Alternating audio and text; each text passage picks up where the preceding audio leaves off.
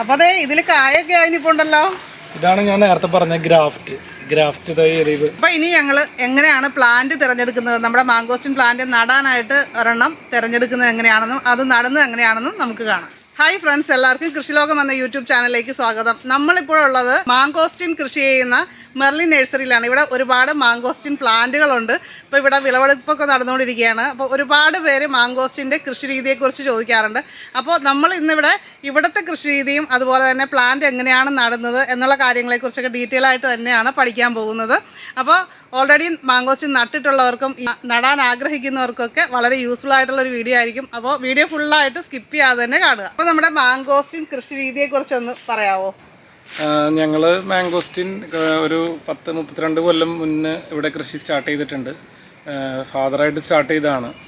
മലേഷ്യയിൽ നിന്ന് കൊണ്ടുവന്ന ഒരു മരത്തിൻ്റെ സീഡിൽ നിന്നാണ് നമ്മൾ ഇവിടെ ഈ മാംഗോസ്റ്റിൻ കൃഷി സ്റ്റാർട്ട് ചെയ്തത്. 15 കൊല്ലം മുന്നാണ് ഞങ്ങളൊരു കൊമേർഷ്യലായിട്ട് കൃഷി സ്റ്റാർട്ട് ചെയ്തത്. അതിൻ്റെ വിലവും കാര്യങ്ങളും നിലവാരങ്ങളൊക്കെ നമ്മുടെ നാട്ടിൽ കിട്ടി തുടങ്ങിയപ്പോൾ. അപ്പോൾ നമുക്ക് മൊത്തത്തിലൊരു 800 മരത്തോളം നമ്മുടെ ഇവിടെ കൃഷി ചെയ്യുന്നുണ്ട്. കൊമേർഷ്യലായിട്ട് തന്നെ കൃഷി ചെയ്യുന്നുണ്ട്. മാംഗോസ്റ്റിൻ പല ഇനങ്ങളുണ്ടല്ലേ? അതെ. കാര്യം ചിലർ വേറെ കളറിലെ മാംഗോസ്റ്റിനൊക്കെ കാണിച്ചിട്ട് അതിന് പുളിപ്പാണ് എന്നൊക്കെ പറയാറുണ്ട് അല്ലേ? എല്ലാവരും ചോദിക്കുന്ന ഒരു ചോദ്യമാണ്, എന്ത് മാംഗോസ്റ്റിൻ, എത്ര തരത്തിലുള്ള മാംഗോസ്റ്റിൻ ഉണ്ട്, ഏത് മാംഗോസ്റ്റിനാണ് കൃഷി ചെയ്യേണ്ടത്? അപ്പോൾ എൻ്റെ അഭിപ്രായത്തിൽ നമ്മൾ പറഞ്ഞ ഗാർസീനിയ മാംഗോസ്റ്റനാന്ന് പറഞ്ഞ ആ ഒരു നമുക്കൊരു കുറച്ചെങ്കിലും ഫ്രൂട്ടിന് സൈസ് ഉള്ളത്, പുളിയില്ലാത്തത്. നമ്മളിപ്പോൾ നമ്മുടെ കേരളത്തിലാണെങ്കിൽ പത്തനംതിട്ട, റാന്നി, തൃശ്ശൂരാണെങ്കിൽ ചാലക്കുടി, വയനാട്, ഇത്ര സ്ഥലങ്ങളിലുള്ള ഈ ഒരു മാംഗോസ്റ്റിൻ, ഇതാണ് ഗാർസീനിയ മാംഗോസ്റ്റൻ എന്ന് പറഞ്ഞ ആ ഫാമിലി. ആ ഇതിലെ മാംഗോസ്റ്റിനാണ് ഏറ്റവും നല്ലത്. ഇവിടെ പഴയ ടൈപ്പ് മാംഗോസ്റ്റിൻ ഉണ്ടോ? ചെറിയ ടൈപ്പ് ഉണ്ടോ? അതില്ല. അതിനെ പുളിയൻ മാംഗോസ്റ്റിൻ മറ്റുള്ളവർ പറയപ്പെടുന്നത്. പക്ഷെ ആ മാംഗോസ്റ്റിൻ ഇല്ല, നമ്മുടെ അവിടെ ഇല്ല. നമ്മളങ്ങനെ ഇവിടെ വെച്ച മരങ്ങളുടെ തൈകൾ മാത്രമാണ് നമ്മൾ പിന്നീട് ഇവിടെ വെച്ചിട്ടുള്ളൂ.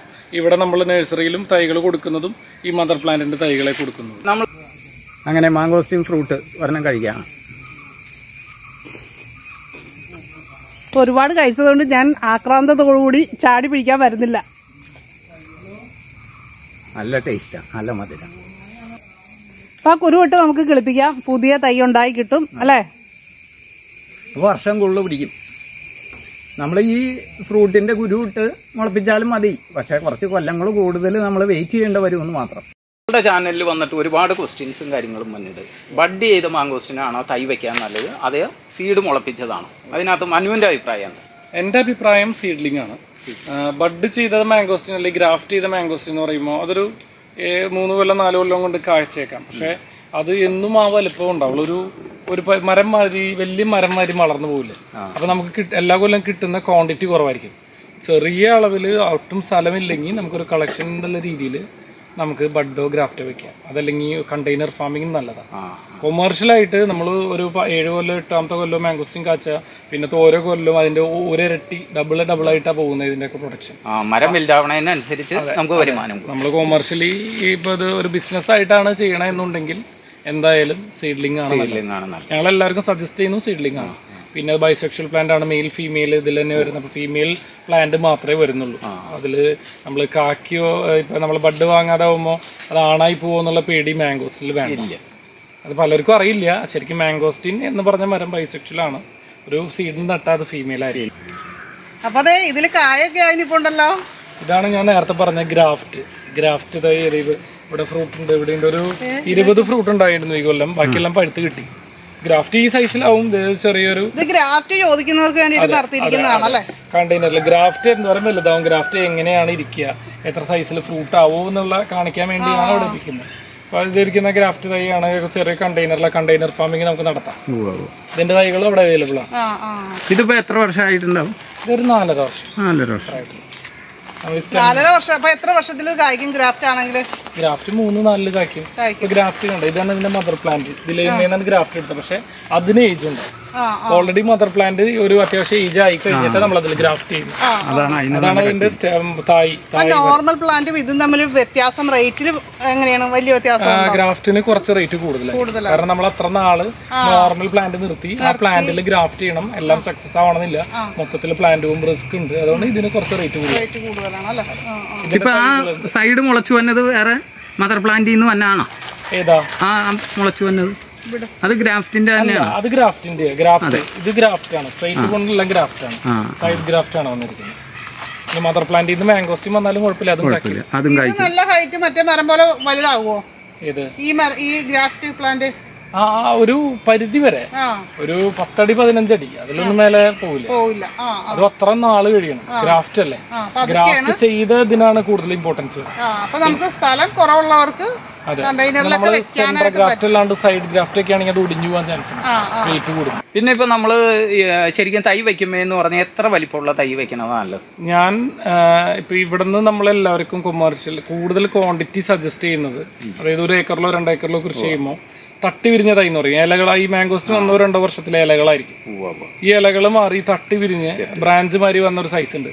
ഏതാണ്ട് ഒരു 4-4.5 കൊല്ലം ആ വലുപ്പത്തിലാണ് ഈ ബ്രാഞ്ച് വിരിയുന്നത്. ഈ സൈസിലുള്ള പ്ലാന്റ് ആണ് ഇവിടുന്ന് 1-2 ഏക്കറിൽ മേലെ പോകുമ്പോൾ നമ്മൾ അവരെയും കൂടിയും അവർക്ക് എങ്ങനെയാണ് എത്ര പൈസ ആണ് അവരുടെ ബഡ്ജറ്റ് എന്ന് അറിയില്ല. ഞങ്ങൾ സജസ്റ്റ് ചെയ്യുന്നത് അതാണ്. അതിലും വലിയ പ്ലാന്റ് ഉണ്ട് ഇവിടെ, 6 വർഷമായ വരെ പ്ലാന്റ് ഉണ്ട്. പക്ഷെ അതിലേക്കും അതിന്റെ താഴേക്കും പോകുന്നത് ഈ ഒരു സൈസിൽ വെച്ചാൽ തട്ടി പിരിഞ്ഞ ആ പ്രായത്തിൽ നിന്ന് വളർച്ച കൂടുതലാണ്. പിന്നെ ടാപ്പ് റൂട്ട് ഉള്ളതുകൊണ്ട് മരം വെക്കാൻ പറ്റിയൊരു പ്രായം അതാ. ഒരുപാട് നമ്മൾ കണ്ടെയ്നറിൽ നിർത്തിയിട്ട് വേര് കൺസിസ്റ്റഡ് ആക്കിയാലും പിന്നെ വെക്കുമ്പോൾ സ്ലോ ആവും. ഇതെല്ലാം വളരെ വൃത്തിയായിട്ട് ഇവിടെ പറഞ്ഞു കൊടുക്കാറുണ്ട് വരുന്നവർക്ക്. പിന്നെ അവരുടെ ഇഷ്ടം, അവരുടെ സാമ്പത്തികം കൂടുതൽ ചെലവാകാതെ തന്നെ വേണമെന്നുണ്ടാവും. നമ്മളിപ്പോ ഒരു തൈ ഓൾറെഡി വെച്ചു. അപ്പൊ നമ്മളത് ഈ ഒരു സൈസിലുള്ള തൈയാണ് വെച്ചിട്ട് 2 മാസത്തിന്റെ അടുത്തായി ഈ തൈ. ഇതിപ്പോ തളിരില, പുതിയ ഇല വന്നേക്കുന്നതാണ്. ഇതിലും വ്യത്യാസം വന്നേക്കുന്നത്, ഇതിൽ കുറച്ച് തളിരിലകളുണ്ട്. ഇപ്പം ഈ സൈസിലുള്ള തൈയാണ്. അപ്പം നമ്മൾ എങ്ങനെ തൈ വെക്കാം എന്നാണ് ഇവിടെ പറയാൻ പോകുന്നത്. ഈ ഗ്രോ ബാഗിൻ്റെ സൈസിലാണ് നമ്മൾ കുഴിയെടുക്കേണ്ടത്.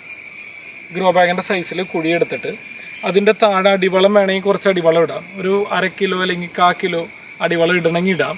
ഇനിയില്ല വളക്കൂറുള്ള മണ്ണെണ്ണ അടിവളം ഇട്ടില്ലെങ്കിലും പ്രോബ്ലം ഇല്ല. അടിവളം ഇടുന്നത് ചാണകപ്പൊടി, എല്ലോടി, കപ്പല്ലി, പിണ്ണാക്കിൻ്റെ മിക്സായിട്ട് ചെയ്യാം. അല്ലെങ്കിൽ ചാണകം ആണെങ്കിൽ ചെയ്യാം, പച്ച ചാണകം ആണെങ്കിൽ അങ്ങനെ ചെയ്യാം. അങ്ങനെയാണ് ഇവിടെ കൂടുതൽ ചെയ്യാറ്. ഇത് രണ്ടും കഴിഞ്ഞതിന് ശേഷം ഈ ഗ്രോ ബാഗ് നേരെ കുഴിയിലേക്ക് ഇറക്കി വെക്കുക. ഇറക്കി വെച്ച ശേഷമാണ് നമ്മളൊരു ബ്ലേഡ് വെച്ചിട്ട് ഇത് കട്ട് ചെയ്യേണ്ടത്, അല്ലെങ്കിൽ ഇതിൻ്റെ മണ്ണ് വിട്ടു പോകാൻ ചാൻസ് ഉണ്ട്. അപ്പം ഇറക്കി വെച്ചിട്ട് അപ്പം നമ്മൾ അടിവളം ഇട്ടു, അത് കഴിഞ്ഞിട്ട് അത് മൂടിക്കളെ മൂട. അപ്പം അതിൻ്റെ മുകളിൽ ഗ്രോ ബാഗ് ഇറക്കി വെക്കുക. മണ്ണിൻ്റെ ഭൂമിയുടെ ഇതിൻ്റെ നിരപ്പും സെയിം ആയിരിക്കണം. അതിനനുസരിച്ചുള്ള കുഴിയാണ് എടുക്കുന്നത്. ഒരുപാട് കൂടി നിന്നാലും ഒരുപാട് താഴ്ന്നു നിന്ന വെള്ളം കിട്ടാൻ ചാൻസ് ഉണ്ട്. ഒരുപാട് കൂടി നിൽക്കുന്നത്. അപ്പോൾ ഇതിനോട് നിരപ്പായിട്ടുള്ള കുഴിയാണ് നമ്മൾ എടുക്കേണ്ടത്. അപ്പോൾ ഈ മണ്ണിൻ്റെ ലെവലിൽ കുഴി എടുത്താൽ നേരെ കുഴിയിൽ ഇറക്കുമ്പോൾ ഭൂമിയും ഈ മണ്ണും സമനിലയിലായി. അതിനുശേഷം ബ്ലേഡ് യൂസ് ചെയ്തിട്ട് കട്ട് ചെയ്തിട്ട് ഈ ഗ്രോ ബാഗ് കണ്ട് എടുത്ത് കളയുക, നേരെ മണ്ണിട്ട മൂടുക. ഇത്രയേ ഉള്ളൂ മാംഗോസ്റ്റീൻ പ്ലാന്റ് ചെയ്യേണ്ട കാര്യം. വളരെ എളുപ്പമാണ്. അതിനുശേഷം 2 മാസം 3 മാസം കഴിഞ്ഞിട്ട് പിന്നെ മേൽവളങ്ങൾ നമുക്ക് കൊടുത്തു തുടങ്ങാം. അത്രേ ഉള്ളൂ മാംഗോസ്റ്റീൻ പ്ലാന്റ് ചെയ്യണത്. പിന്നെ ഒരു കാര്യം ശ്രദ്ധിക്കേണ്ടത്, പ്ലാന്റ് ചെയ്യുമ്പോൾ ഇതിൻ്റെ സ്റ്റെം അത്ര സ്ട്രോങ് ആവണമെന്നില്ല.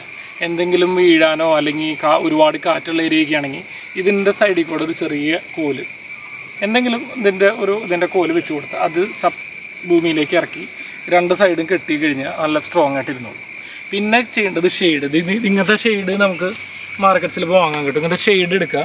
ഈ മാംഗോസ്റ്റീൻ ആണെങ്കിൽ അതെ, നെറ്റ് മരത്ത് ഈ മാംഗോസ്റ്റീൻ്റെ ചുറ്റും ഒരു 4 കോല് കുത്തിയിട്ട് അതിലിങ്ങനെ കറക്കി കെട്ടാം.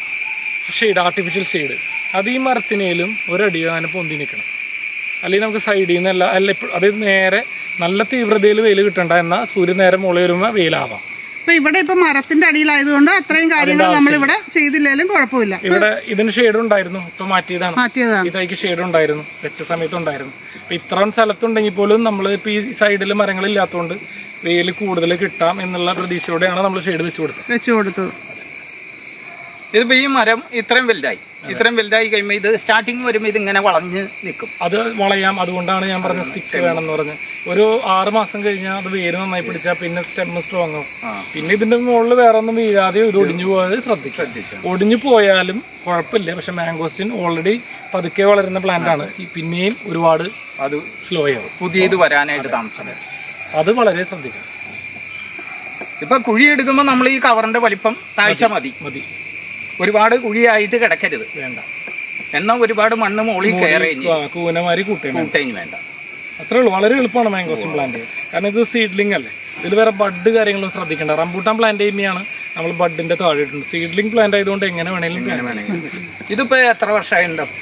4.5 വർഷം. 4.5 വർഷമായി. ഈ ഒരു സൈസിലുള്ള തൈയാണ് ഞാൻ നേരത്തെ പറഞ്ഞ ഏറ്റവും കൂടുതൽ സജസ്റ്റ് ചെയ്യുന്ന ആൾക്കാർ കൊടുക്കാൻ. തട്ടി വിരിഞ്ഞാണ്ട ബ്രാഞ്ച് വരെ തട്ടി വിരിഞ്ഞു. ഈ തട്ട് വിരിഞ്ഞതിന് ശേഷമാണ് ഇതിന് സ്പീഡ് കൂടുക. ഇതിന് കൂടുതൽ തട്ടായി മണ്ണിലേക്ക് വെച്ചപ്പോൾ വളർച്ച കൂടും. ഇതിപ്പോൾ ഇങ്ങനത്തെ തൈയാണെങ്കിൽ നമ്മൾ ഒരു ഏക്കറിൽ എത്ര തൈ? 60 തുടങ്ങി 70 വരെ തൈകൾ. 60 to 70 ആണ് ഒരു ഏക്കറിലെ. ഇതിപ്പോൾ നമ്മളിപ്പോൾ 4.5 വർഷം കഴിഞ്ഞ് ഒരു 4 വർഷം കൊണ്ട് എങ്ങനെയും കഴിച്ച് കിട്ടാം നന്നായി നോക്കിയാ.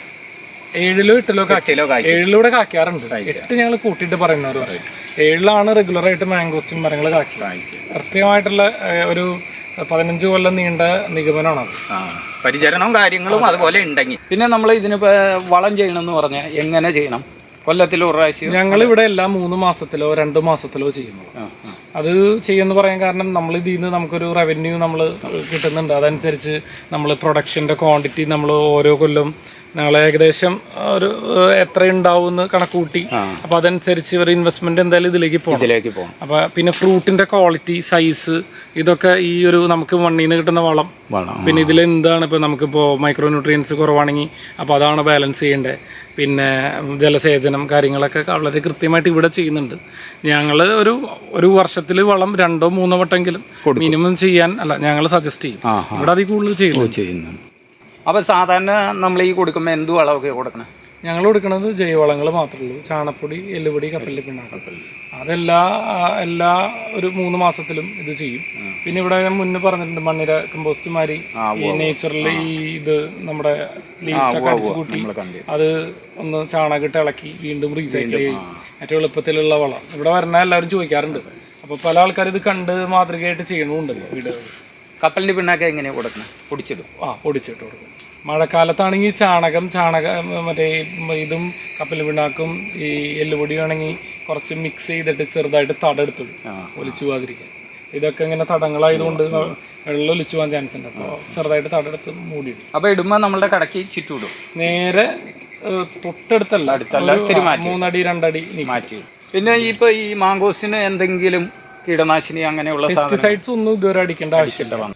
ഇത് മാംഗോസ്റ്റിൻ ഞാൻ പറഞ്ഞ ത്രിപ്സ് എന്ന് പറഞ്ഞാൽ ഇങ്ങനെ വരും. ഇത് നോർമൽ മാംഗോസ്റ്റിൻ നമ്മൾ കാണാറുള്ള മാംഗോസ്റ്റിൻ. അപ്പോൾ ഈ കൊല്ലം മഴ കൊണ്ട് വന്നൊരു ചെറിയൊരു തോടിൽ വന്നൊരു ഫംഗൽ ഇൻഫെക്ഷൻ മാതിരി വന്നാണ് ഈ ത്രിപ്സ്. ഇത് ആ മാംഗോസ്റ്റിൻ. അപ്പോൾ നമുക്ക് ഇതാണ് മാർക്കറ്റ് ചെയ്യാൻ ഇത്തിരി ബുദ്ധിമുട്ട്. അപ്പോൾ പലർക്കും ഒരു വിചാരമുണ്ട് ഈ മാംഗോസ്റ്റിൻ പൊട്ടയാണ്, ഇത് നല്ലതല്ല, ഇതിങ്ങനെ ഇരിക്കുന്നതുകൊണ്ട് അതിനെന്തോ ഒരു പ്രശ്നമുണ്ട്, ഇതാണ് നല്ലതെന്ന്. ശരിക്കും ഇതും ഒരു പ്രോബ്ലം ഇല്ല. ഇതിൻ്റെ ഈ തോടിൽ മാത്രമേ ഈ ഒരു ഇഷ്യൂ ഉള്ളൂ. അത് ഞാനിപ്പോൾ എനിക്ക് ലൈവായിട്ട് പൊട്ടിച്ച് കാണിച്ചു തരാം. അപ്പോൾ നമ്മൾ ത്രിപ്സുള്ള മാംഗോസ്റ്റിൻ പൊളിച്ചു. ഇത് നമുക്ക് കഴിക്കാൻ യോജ്യമായൊരു ഫ്രൂട്ടാണ്. അതേമാതിരി തന്നെ ബ്ലാക്ക് കളറും നമ്മൾ പറിച്ചു. ബ്ലാക്ക് കളറും ഒരു കുഴപ്പമില്ല, നമുക്ക് കഴിക്കാം. കംപ്ലൈൻ്റ് ഇല്ല. രണ്ടും നല്ല ഫ്രൂട്ടാണ്.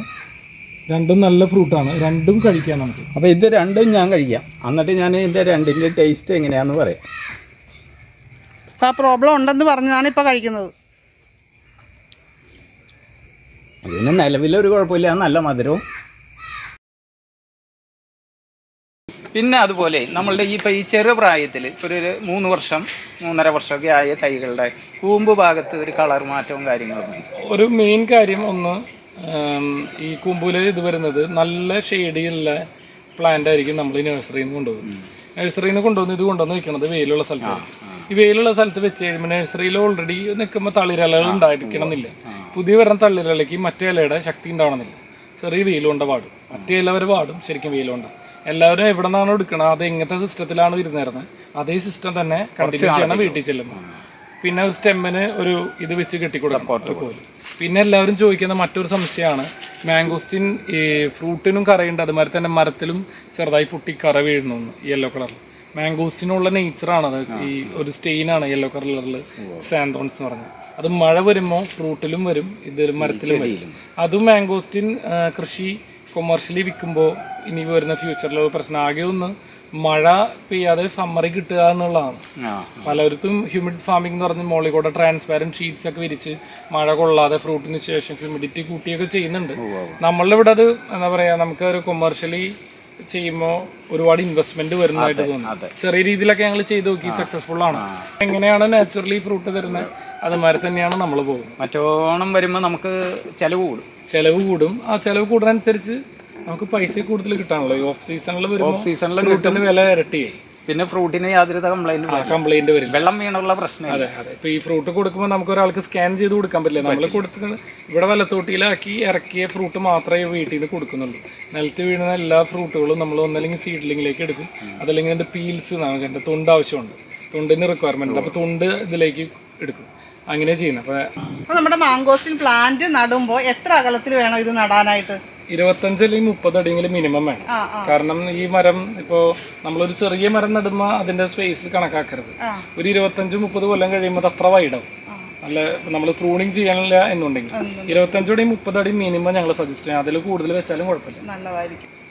സ്ഥലം കുറവാണെങ്കിൽ പിന്നെ നമുക്ക് അഡ്ജസ്റ്റ് ചെയ്ത് വെക്കാം, ആ ഒരു രീതിയിൽ അവരവര്. ഇനി 2 എണ്ണം നമ്മൾ 15 അടിയിൽ വെച്ചെങ്കിൽ നമ്മൾ ചിലപ്പോൾ ഒരു 20 കൊല്ലം കഴിയുമ്പോൾ ഒരു മരം വെട്ടാനുള്ള മനസ്സ് നമുക്ക് വേണം.